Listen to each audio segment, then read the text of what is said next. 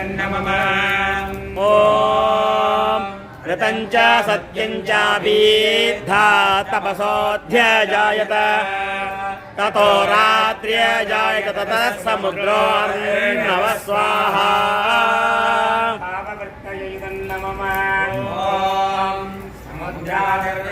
वादती संवत्सरो अजायत अहोरात्राणि विदधद्विश्वस्य विशतो वशी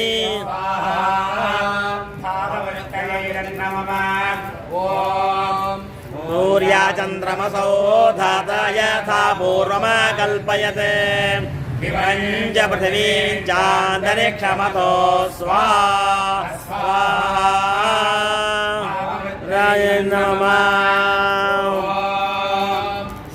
समिद्योपसे वृषन्नग्ने विश्वान्यर्या